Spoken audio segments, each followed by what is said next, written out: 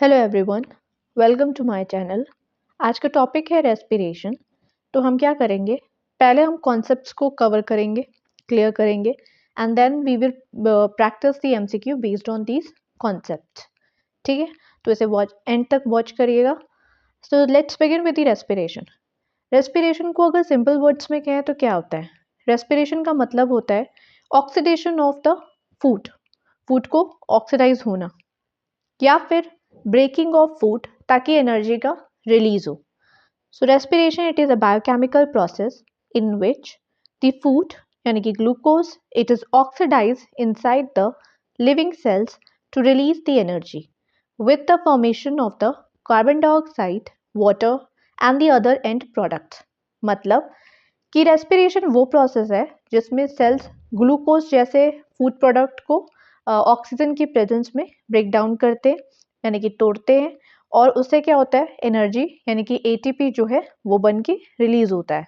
ये एनर्जी हमें क्यों चाहिए होता है? इस एनर्जी का हम लोग यूज़ करते हैं बेसिकली मूवमेंट के लिए, ग्रोथ के लिए, रिपेयर करने के लिए, बॉडी के टेम्परेचर को मेंटेन रखने के लिए। अगर रेस्पिरेशन ना हो तो क्या होगा?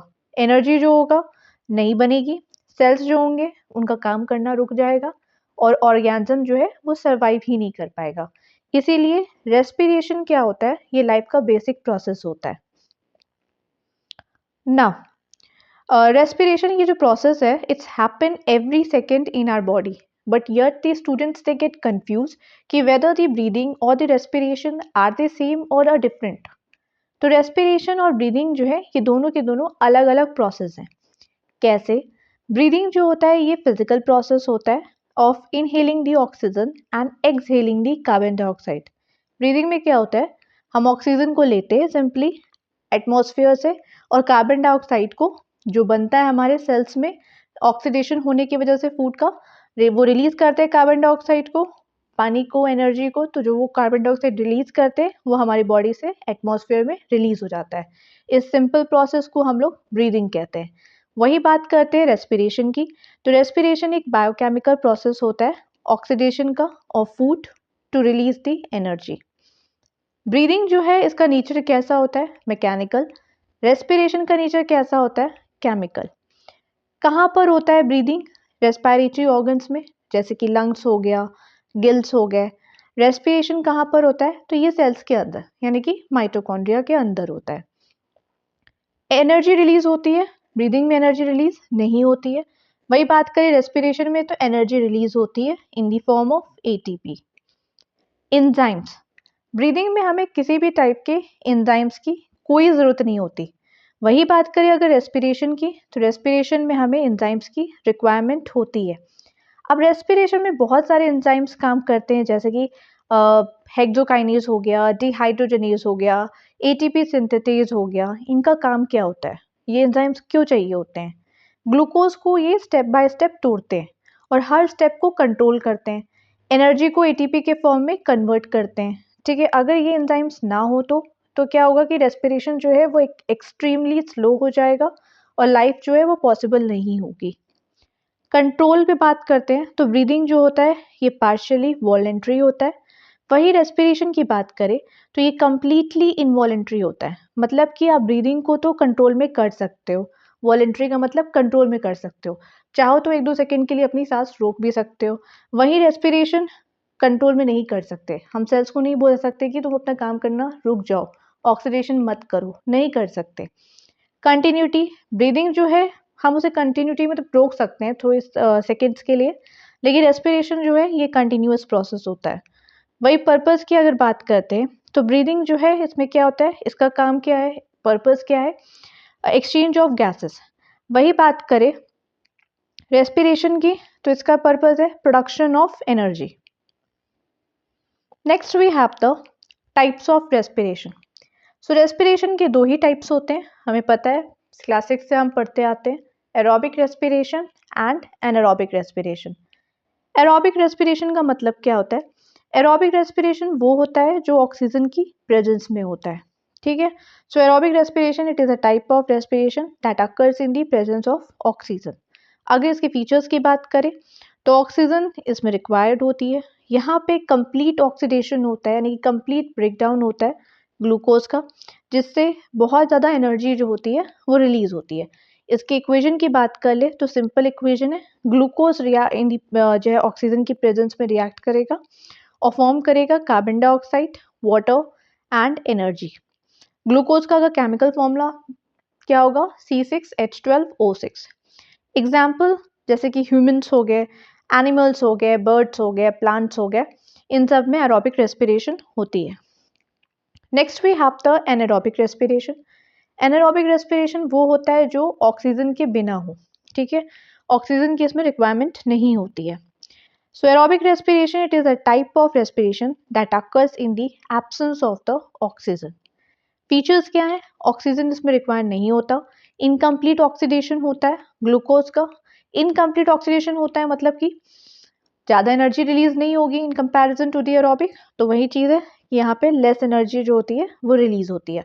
अब एनारोबिक के भी दो टाइप्स होते हैं, एक हो गया अल्कोहलिक फर्मेंटेशन और एक होता है lactic acid fermentation. Alcoholic fermentation जो होता है इसमें ये अकर कहाँ होता है, बेसिकली ईस्ट में हो गया, फंजी में होता है, प्लांट्स के कुछ सेल्स में होता है। अगर इसकी इक्वेशन की बात करें तो जो ग्लूकोज होता है वो टूटता है और वो रिलीज करता है इथेनॉल हो गया, कार्बन डाइऑक्साइड हो गया, एनर्जी।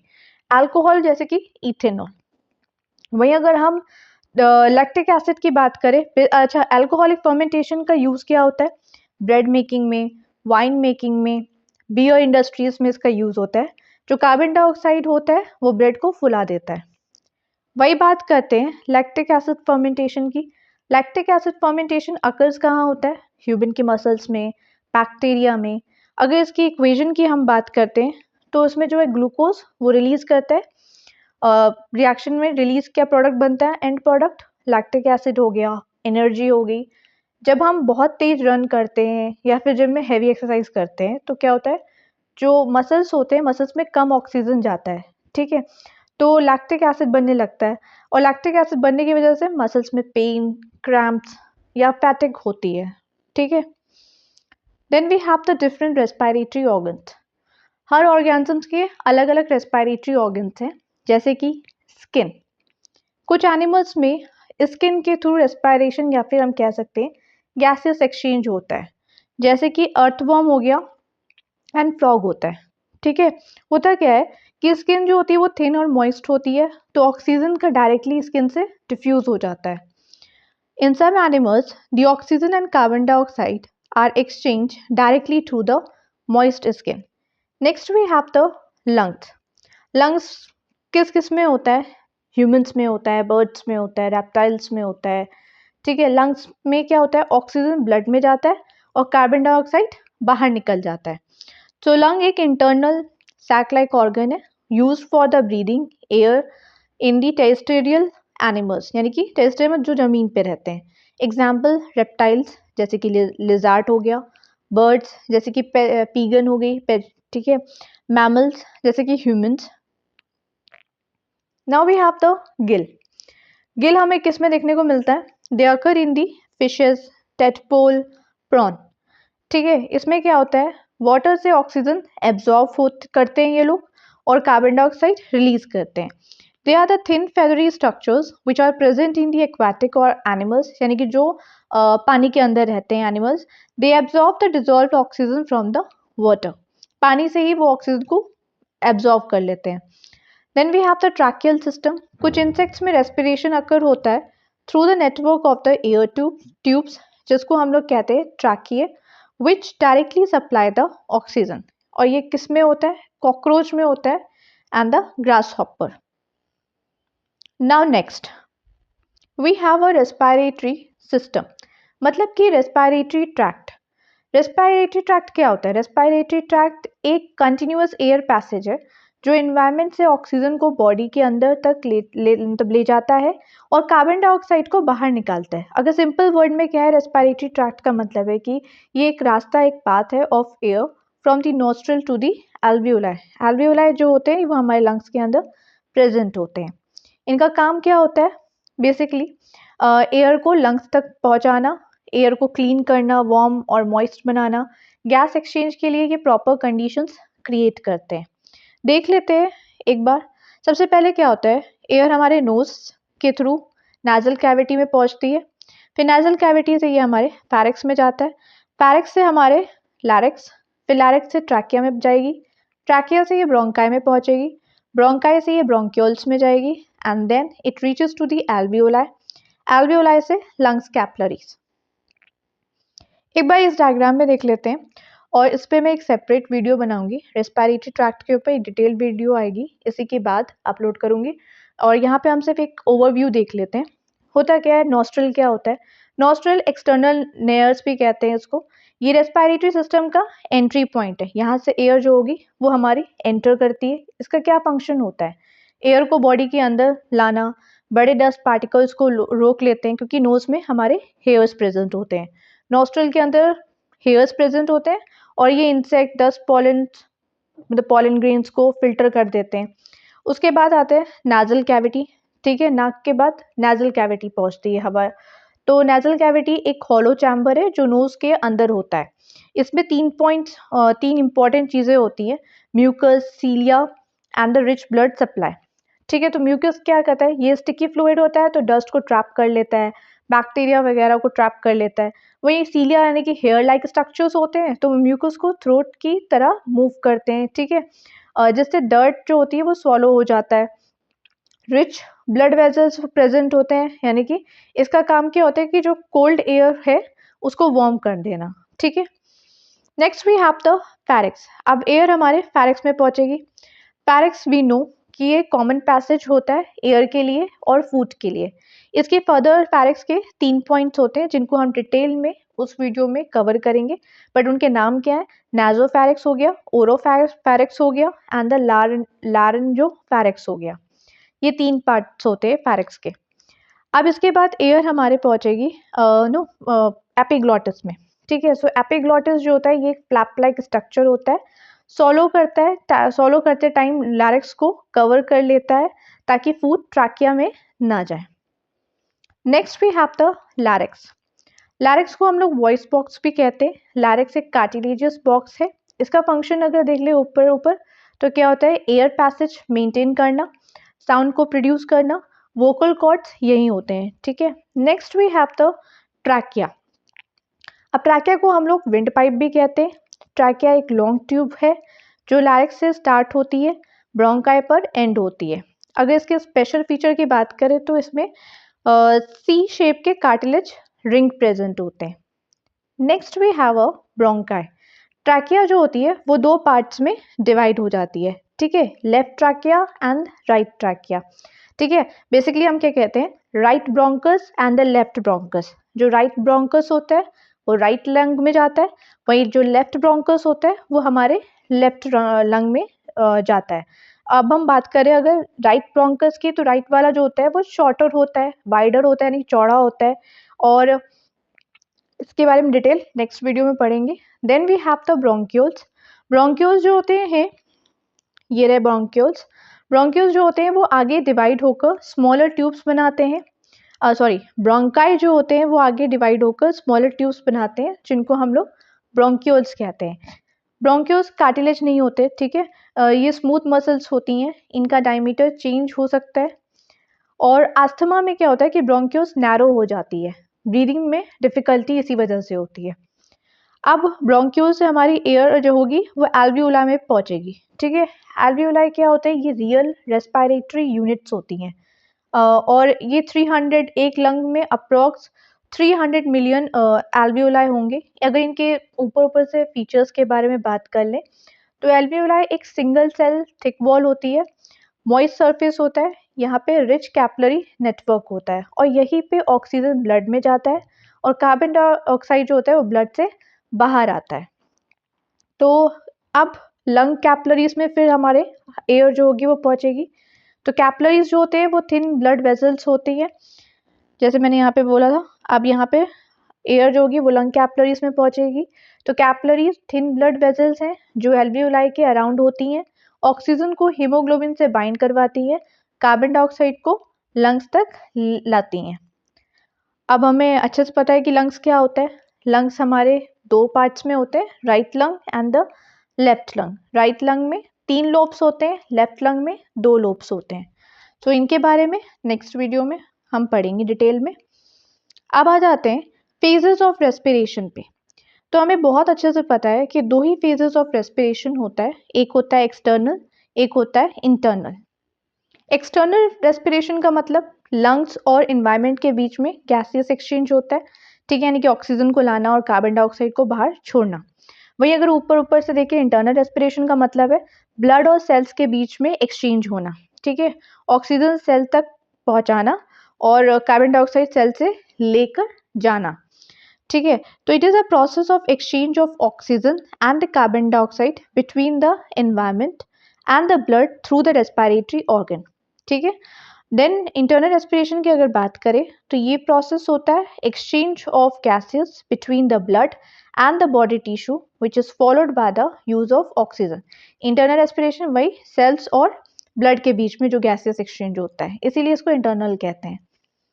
अब हम आते हैं एमसीक्यूज पे। अभी तक हमने जितने भी कॉन्सेप्ट्स को पढ़ा है उनके ऊपर बेस्ड एमसीक्यूज। पहला एमसीक्यू है, which one of the following statement it is correctly linked, respiration, breathing and energy release. पहला ऑप्शन है breathing release the energy during the respiration. Respiration एक फिजिकल प्रोसेस है occurring in the lungs. Third option, respiration involves the oxidation of the food to release the energy, while the breathing is only a air movement. D. Both breathing and the respiration occurs in the mitochondria. You can pause and think the answer. But इसका सही answer है option C, ठीक है, ये रहा इसका सही answer, ठीक है। रेस्पिरेशन इन्वॉल्व करता है ऑक्सीडेशन ऑफ द फूड और एनर्जी को रिलीज करता है, वही ब्रीदिंग जो होता है वो क्या करता है, सिर्फ एयर को मूवमेंट करने का काम करता है। Then next we have a frog exchange the gases through the skin as well as lungs. Which combination of the condition is most suitable for the skin respiration? Option A, dry skin, hair, high oxygen demand. Option B, moist, thin and highly vascular skin. C, thick skin with less blood supply. And the option D, presence of the gills along with skin. तो इसका correct answer है option B, moist, thin and highly vascular skin.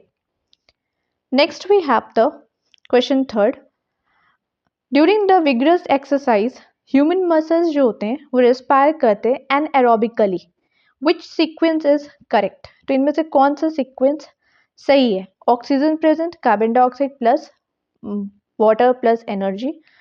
Option B, oxygen absent होती है, alcohol and carbon dioxide का production होता है। Oxygen फिर से एब्सेंट होती है तो lactic acid and energy release होती है। ऑक्सीजन अगर प्रेजेंट है तो लैक्टिक एसिड एंड एनर्जी बनती है। ह्यूमन मसल्स में क्या होता है, जब एक्सरसाइज करते हैं तो ऑक्सीजन कम पहुंचती है, तो इसका आंसर क्या होगा? Option C. Next we have, which option correctly matches the type of the respiration organism and the end product? A, aerobic yeast, alcohol. B, anaerobic human muscles, lactic acid. Option C, anaerobic fish, carbon dioxide plus water. Aerobic frog skin, alcohol. तो fourth का answer है B. Next we have the question 5. During the inspiration in humans, which changes occur simultaneously? सांस लेते समय कौन से changes होते हैं? डायफ्राम रिलैक्स करता है and the ribs they move downward. thoracic cavity volume decreases and the air move out. Diaphragm contracts and the thoracic cavity volume increases. And option D, lung shrinks and the pressure inside the lung increases. So इसका answer होगा C. Diaphragm contracts and the thoracic cavity volume increases. होता क्या है diaphragm? Diaphragm एक dome shape muscle होता है। Inspiration में जब हम सांस लेते हैं तब क्या होता है, डायफ्राम नीचे जाता है, चेस्ट कैविटी एक्सपैंड होती है। लेकिन जब हम सांस को छोड़ते हैं तो डायफ्राम ऊपर आता है और एयर बाहर चली जाती है। इसके बारे में हम डिटेल में पढ़ेंगे। सिक्स्थ पे आते हैं, a fish can not survive long outside the water, क्यों? बिकॉज ऑप्शन ए है it's breathe through the lungs only. Gills collapse and cannot absorb the oxygen from the air eventually. Then its skin respiration stops completely. Anaerobic respiration becomes aerobic. तो इसका सही answer है B. The gills collapse and they cannot absorb the oxygen from the air efficiently. ठीक है. Then we have the seventh question.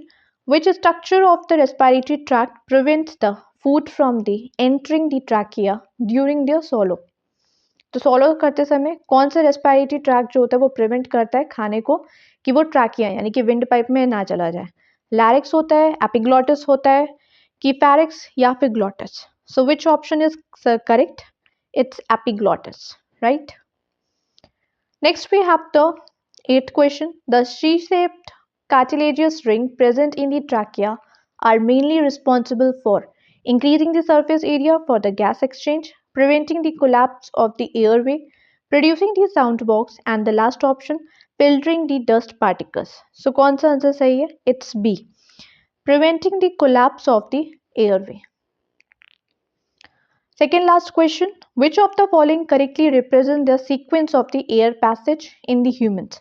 So कौन सा passage सही है humans में? नोज से लैरिक्स में जाता है फिर फेरिक्स में. ये गलत है क्योंकि लैरिक्स और पहले फेरिक्स आएगा फिर लैरिक्स आएगा. तो इसका आंसर सही क्या होगा नाइन्थ वाले का? It's B. नोज से फेरिक्स में देन लैरिक्स फिर ट्रैकिया में जाती है फिर bronchi and then alveoli. Bronchi और एल्वियोलाई के बीच में ब्रोंक्यूल्स आएगा. Then the last question, which feature of the alveoli make the most efficient for the gaseous exchange? Presence of cartilage, thick epithelial walls, rich network of capillaries and the very thin walls, presence of mucus and the cilia. तो कौन सा option सही है? It's C. Rich network of the capillaries and a very thin walls. So this was it. I hope कि आपको session अच्छा लगा होगा, लेक्चर समझ में आया होगा, because I tried my best कि आपको अच्छा लगे और समझ में आए. अगर समझ में आया then please like share subscribe करना मत भूलना and press the bell icon. मिलते हैं नेक्स्ट वीडियो में. Thanks for watching the video.